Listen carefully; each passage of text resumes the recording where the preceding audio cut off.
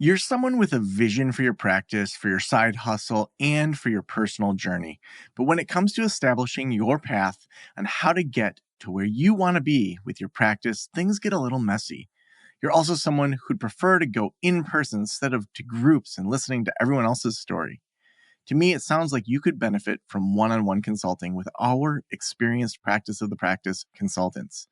From $5.95 a month and up, you can work with a consultant that will give you more direction and practical tried and tested tips matched to you and your goals. For more information, visit practiceofthepractice.com/apply.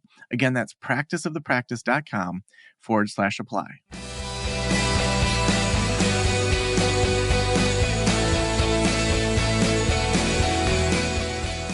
This is the Practice of the Practice podcast with Joe Sanok, session number 1183.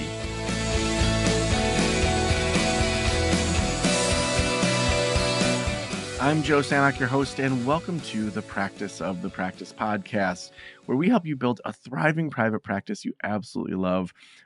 There's all sorts of ways we do that. We did our Better Mental Wellness series, just talking about mental wellness, talking about how do you personally, as a therapist, become a better person while also helping your own clients. Back in February, we had Marketing Month, where we talked all about what it takes to run a business, market a business.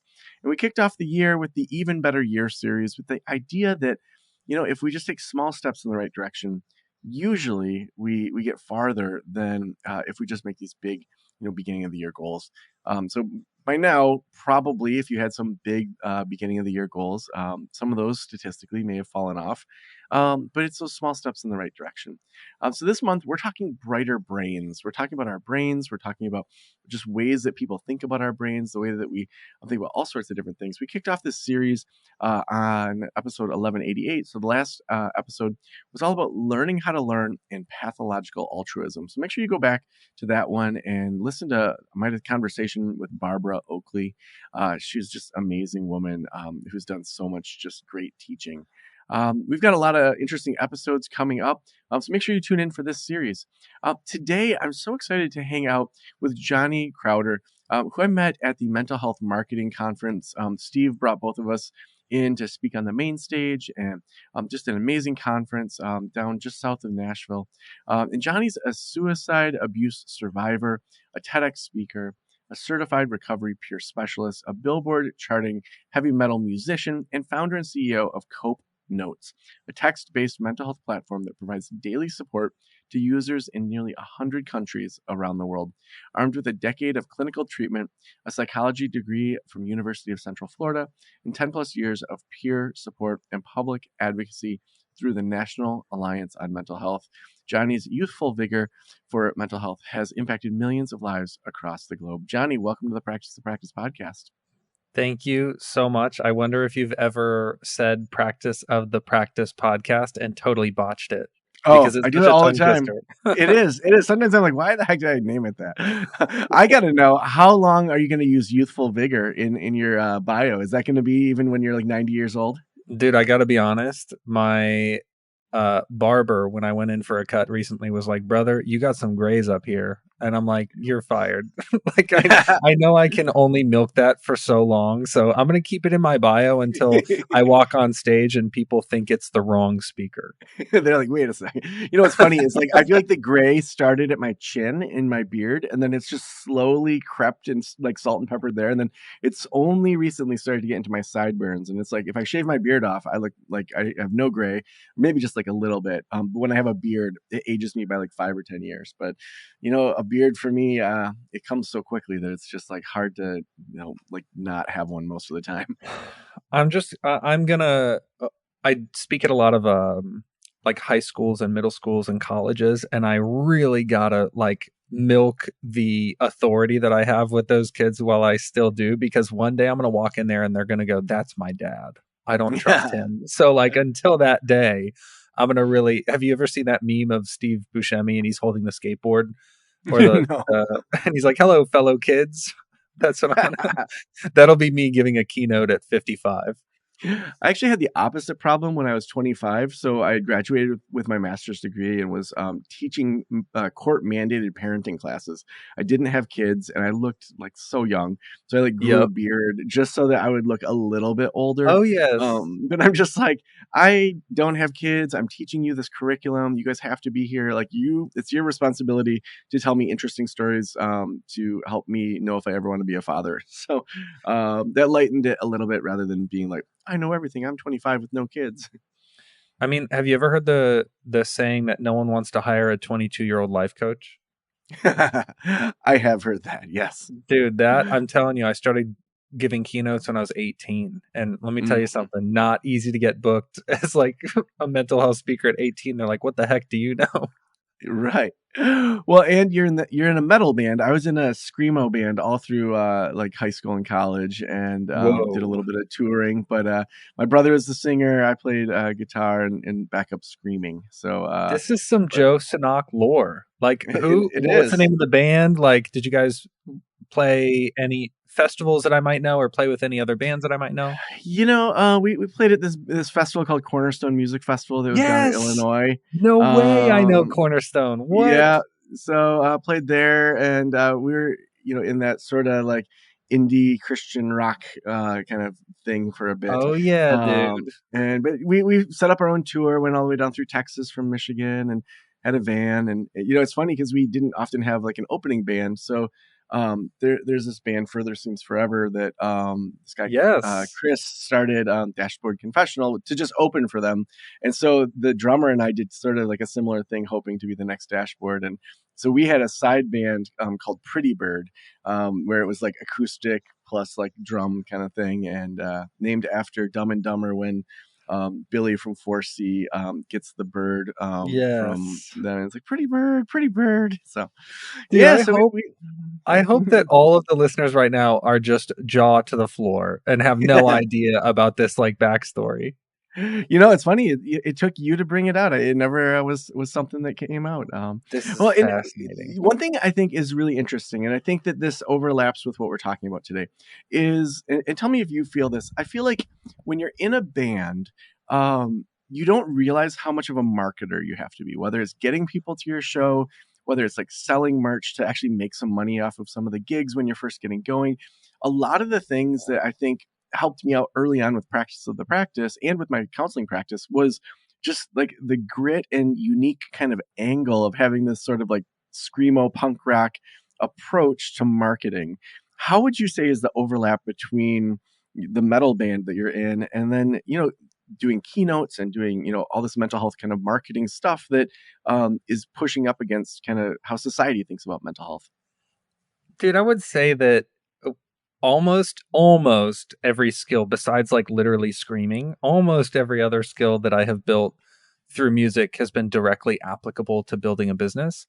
And I never considered being in a band to be entrepreneurship, but when I look back, I'm like, Joe, I was designing the merchandise. I was ordering it. I Yeah. was working directly with the label and the manager and the agent to like book stuff and travel. I was doing spreadsheets for finances. I was doing merch count ins and count outs. I was writing the music. I was tracking the music. I was literally like designing CD booklets and then signing each individual one at the record label. Like the amount of it's funny. I think people associate being in a band with like pride, like, oh, you think you're some big rock star? Let me tell you something. Anyone who has been in a band and actually done the work knows that you have to be like the janitor. Oh my You gosh. do every job every day. You're driving the van, you're backing up the trailer, you're loading gear. There is like this forced humility and this forced like if something needs to be done, I will do it. Because if you think about building a business or building a practice, your job is the same, which is number one, I don't have this huge staff of people who's going to do everything for me, so I have to take responsibility. And number two, nobody knows that I exist, that this band exists or this company exists. So it is completely on me to try to convince the world that what I'm doing matters enough for them to pay attention to it. Mm. It's interesting you say you're like the janitor. I remember this time when we had a show in Dallas, and then the next day we had a show in Houston, and after the show in Dallas, we're like hanging out at this place that we were supposed to spend the night, and keeping our costs down. And this lady, she was just like, "Oh yeah, you guys can't stay here tonight," at like 1 a.m. And we're Oh like, yeah, I'm sorry, what?" classic. And so we're just like, okay, we've got our van. We're like, we might as well beat the Dallas to Houston traffic. So let's just drive there right now. So Yes. we got in the van, drove down to Houston. We're like, we don't know this town. We don't know the safe part. So we just like parked in McDonald's parking lot because we're like, there's bright lights, and we just used our bandanas to cover our eyes. And it Yes. was like 90 to 100 degrees, had like the windows cracked.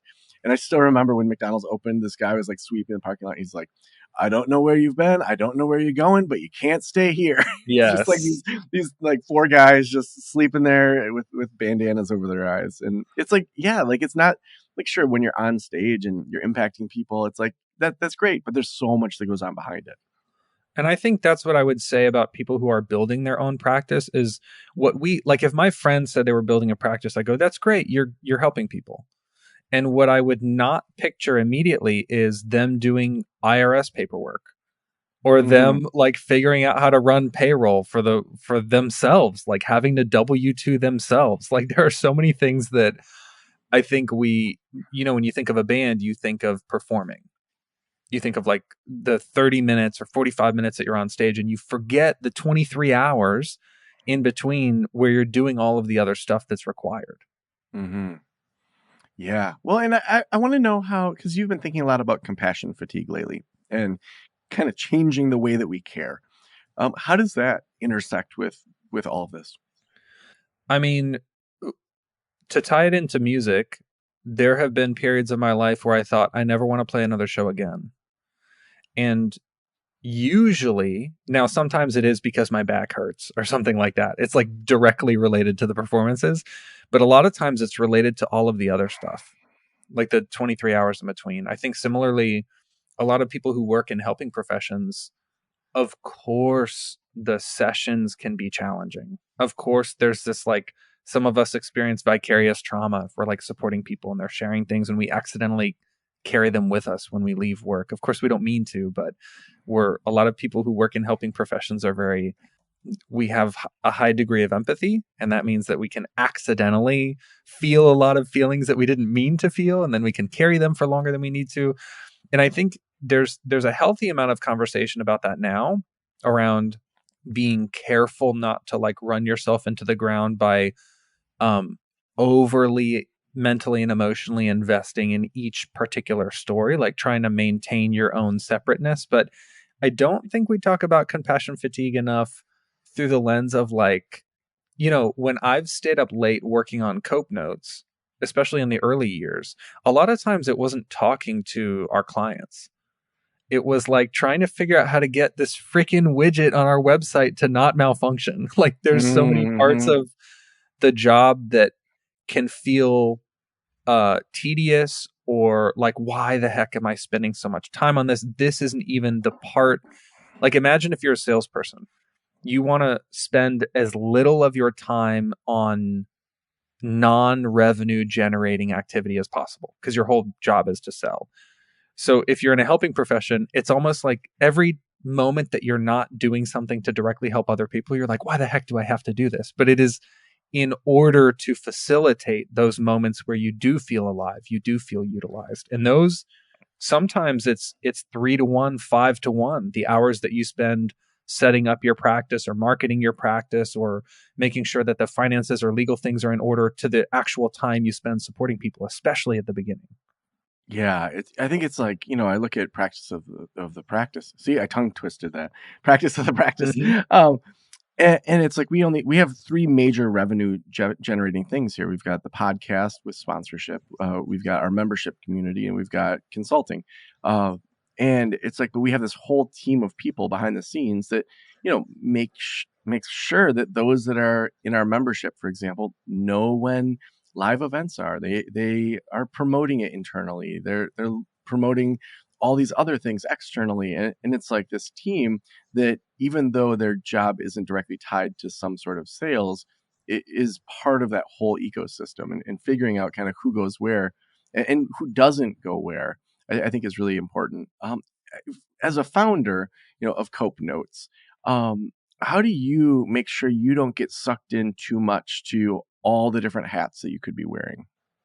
This is a constant effort. It's sort of like, I don't have a Tesla, but I've driven one before, and you know how you can like turn on auto, what is it, like Self-driving? self-driving or Yeah. whatever, but then you actually have to look at the road. Like if you look away from the road too much, or if you take your hands off the wheel, it'll be like, hey, you still have to pay attention. That is how I have to live what you just said. It's like, even if I get into a good rhythm, it's not like I can just turn my focus away and not monitor that. It's a very constant, like I check in with myself pretty regularly, and I actually for better or worse, I ask my team to call me out if they're noticing, that I'm getting a little overstressed or getting a little scatterbrained, and they will do it. I will credit them with that. But I think something that's really helped ground me is I one thing that I would strongly recommend is this book. It is called If You Want It Done Right, Don't Do It Yourself. Mm. Joe, you could finish this book on the toilet. I mean, it's so short. It is a quick read, but man, it helps you understand delegation, especially a lot of founders or people who are starting their own practices or have started their own practices.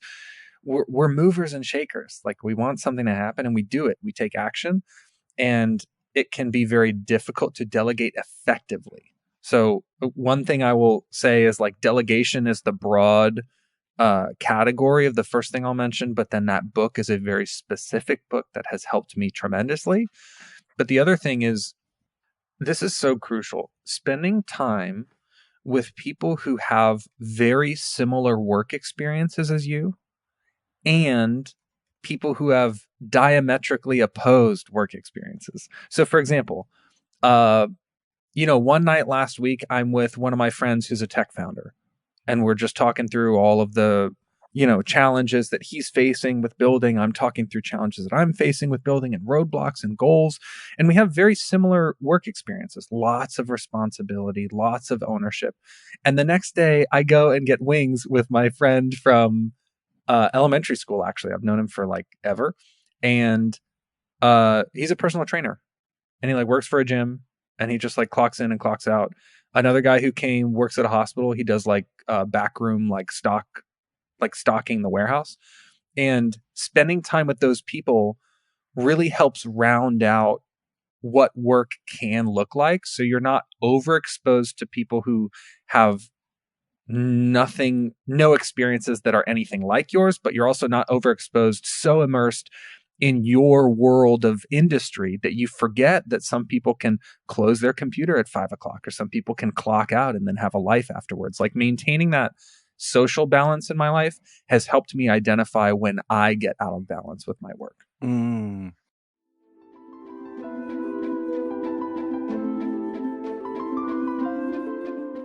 I'm so excited to introduce you to the best website designers out there.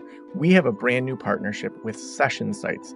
It is where good therapy meets brilliant design, and they get your website switched over or built in less than 2 weeks. They fine-tune your messaging, use science-backed user experience methodology, and work exclusively with mental health professionals. Head on over to sessionsites.com/Joe. Again, that's sessionsites.com/Joe.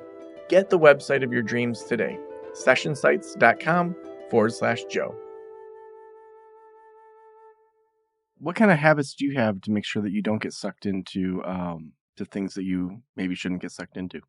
Well, a few things come to mind. One is, I have a potential next quarter list on Trello, which is a project management tool. And anytime I think of like a shiny new object, like, oh man, I want to work on this, or I wonder what it would be like to start this, I add it to my potential next quarter list. And Joe, I'm not kidding you, some things have been on that potential next quarter list for years. And I just have not touched them. But there is something about writing it on a list, because there's this little voice in your head that says, if you don't do this now, then what if you forget, or what if you miss the train? And writing it on the list tells me I'll get to it eventually. It's not disappearing, but I have a bunch of other things I need to focus on right now. So I use that list constantly. I add stuff. I'll say to somebody, I'll ideate something, and then I'll say, I'll add it to the list. And everybody I work with knows what that means. It means that's interesting. I want to dig into it. But if I start digging into it now, it will pull me away from something that I know is more important. But the other thing that I do, have you ever heard of out to pasture syndrome? I feel like I've heard of it. I don't think I could describe it.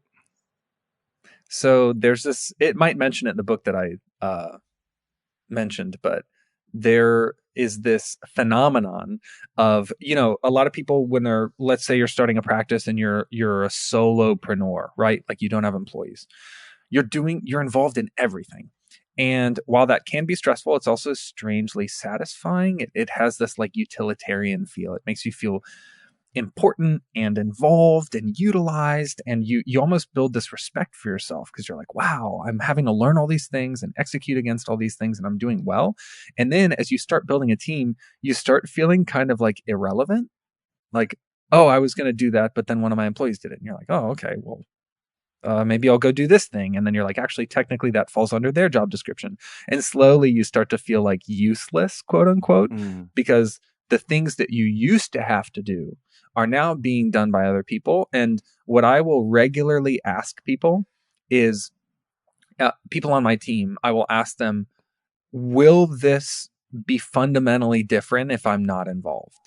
Because it's not that I don't want to contribute, but I only want to be there if my opinion or presence or expertise or creativity or whatever is actually going to make a discernible difference in the process or the outcome. And if that's not the case, and you're just either including me out of courtesy because you think I might be interested, or you're including me because you feel like you should run it by me for approval, I don't want to get in the way, because I want you to feel empowered to do those things without me. So it's almost like you have to put yourself out to pasture a little bit and uninvite yourself from things that you used to be integral to see if your team can swing it without you.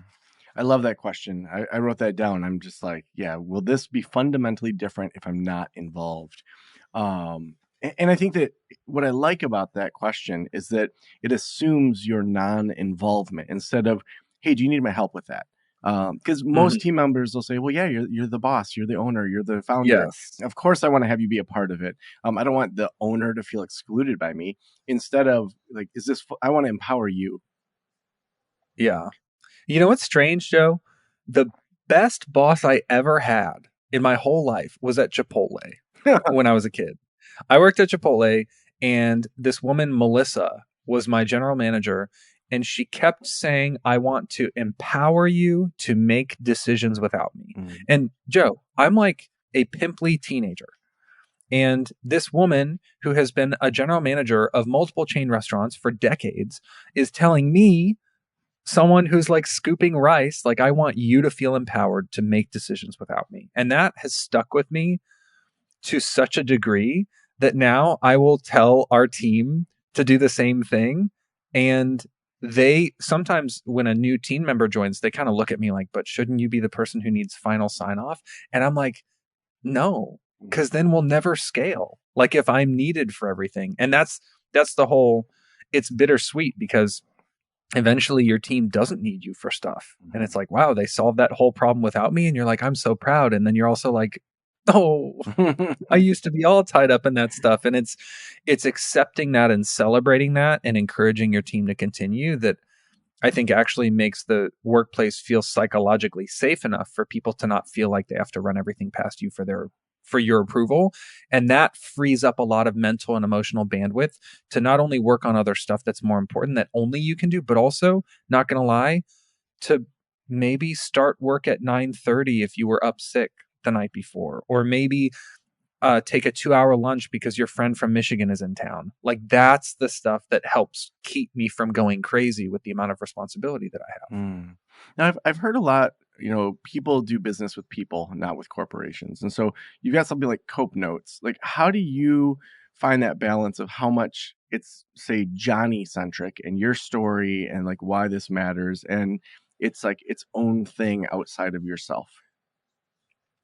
Dude, this has been nonlinear for us. So when we started Cope Notes, I thought no one's going to buy anything from a death metal guy covered in tattoos, 20 something. You know, I don't have the cred. I'm not a doctor. So my plan was to basically remove like any photo of myself from any of it. I was like trying to not put my name on stuff, not like I almost wanted to be invisible and just let the brand speak for itself. But the challenging part was we were too small to do that. And eventually I had enough consultants and mentors encourage me to like play a more active role as basically like the spokesperson for the brand, like chief evangelist. And I was like, no, what? I don't want people to like look up mental health and then see my picture. Like, how am I going to get anybody to go on a date with me? Like, this is like going to be real tough PR wise. And then if it fails, Joe, who's going to hire me? If they can Google that I live with diagnosed mental illness and I have a past like I do. And there was a lot of fear around associating my name with the brand. And then when I started doing that and just becoming more honest, like I was hiding my tattoos less, I was I was putting less of an effort in to speak properly. I say dude all the time. I wear t-shirts. And like the more that I could be myself with the brand, it was actually helping for a while. And then now we're reaching a point where we're working with governments and hospital systems and insurance companies. These are huge, like Fortune organizations that frankly don't give a crap if I wear a t-shirt or not, or have tattoos or not. They don't give a crap about me at all. What they care about is the science behind what we're making and whether or not it works.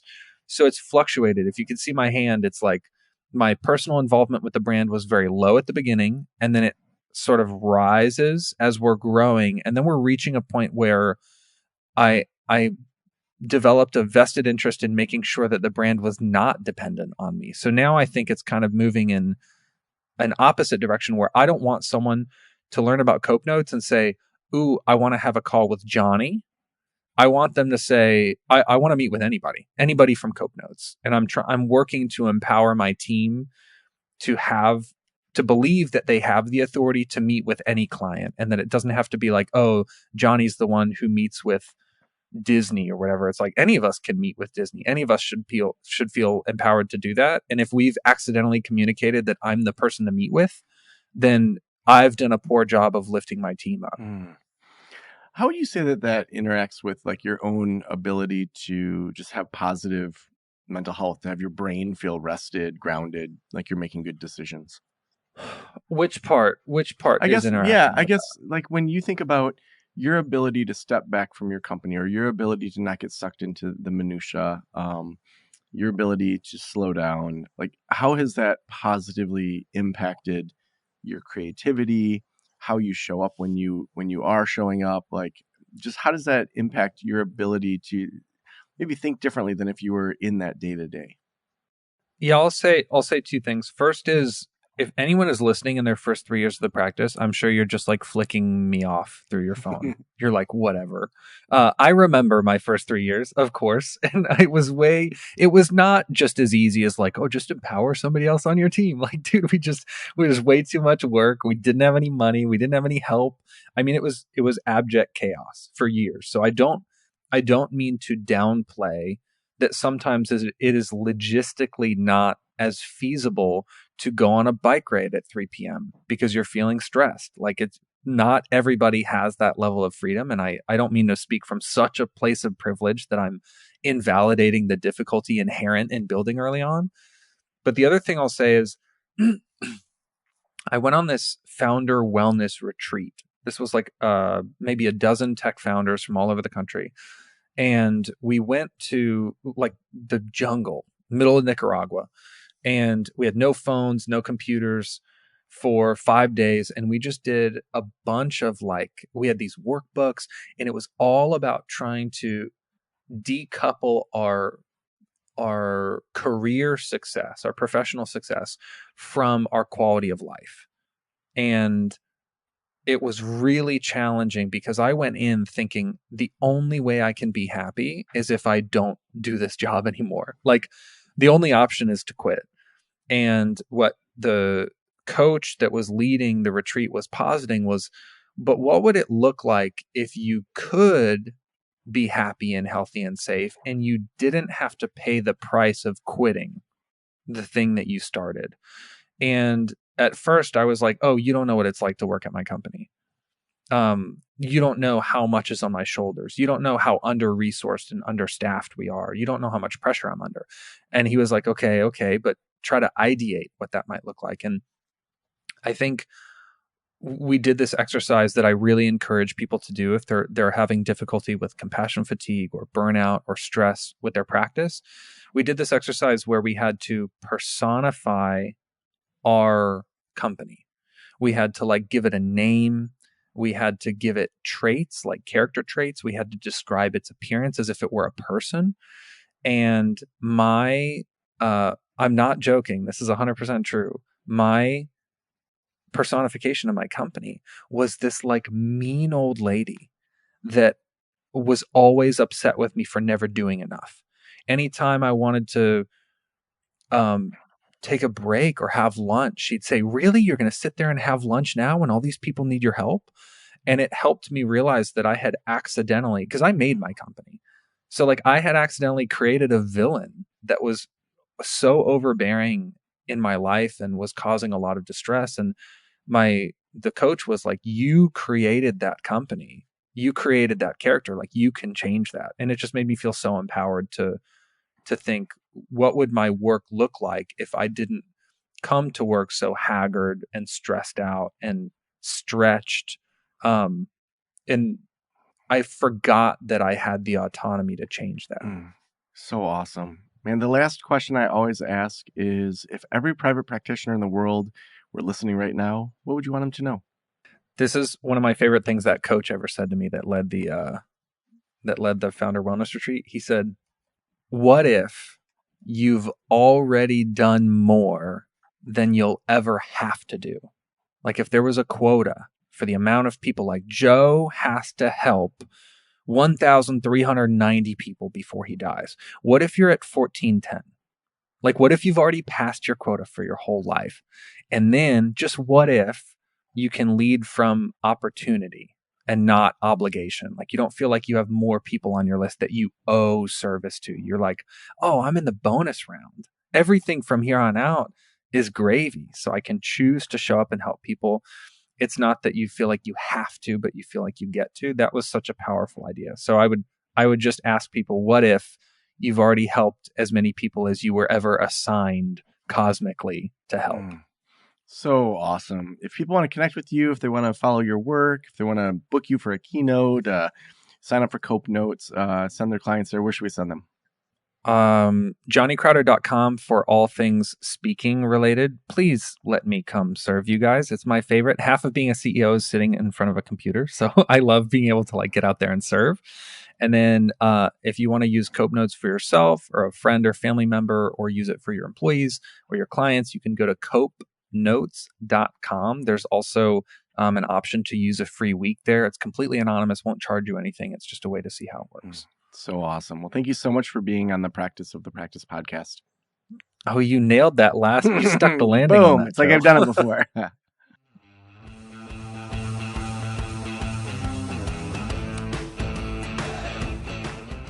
You know, sometimes we get lost in our practices once we get started, and we have all these shoulds that we think we should be doing. Some of those are things we really should be doing, like, you know, filing your legal paperwork, doing your taxes, things like that. And there's other things that, you know, we hear, oh, I should be doing SEO. Oh, I should be doing blogging. I should be learning AI. I should be doing this. And sometimes we need to just take a step back and say, what am I creating here? I love how Johnny talks about, you know, personifying your business into something. Like, what would you describe that as? And say, is that what you want? To be intentional in how you're not just showing up for your business, but also what you're creating. You know, whether you're early on in your business or whether you have a mega group practice, this is such a good exercise that Johnny shared with us today. And it makes me want to kind of meditate and think on, like, what would practice of the practice see? I'm stumbling over it because Johnny gave me so many affirmations there about practice of the practice. But I think thinking through, you know, what is this business? And for me, being in community with other people being able to bounce ideas off of other people is so important. If you are not a part of our membership, I want to invite you to head on over to practiceofthepractice.com/membership.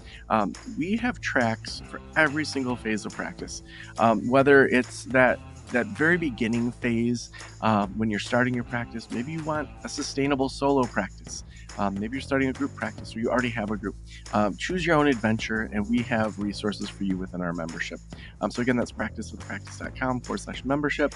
We could not do this show without our partners, and Session Sites is our newest partner. They help you optimize your website. They help make your website designed for engagement, and even better, your site's going to be live in 3 weeks. So whether you haven't touched it in years or you're starting from scratch, they have an awesome deal going on. Just head on over to sessionsites.com/Joe. Again, that's sessionsites.com/Joe to get that website that you absolutely deserve. Thank you so much for letting me into your ears and into your brain. Have a great day. I'll talk to you soon. Special thanks to the band Silence is Sexy for that intro music, and this podcast is designed to provide accurate and authoritative information in regard to the subject matter covered. It is given with the understanding that neither the host, the producers, the publishers, or guests are rendering legal, accounting, clinical, or other professional information. If you want a professional, you should find one.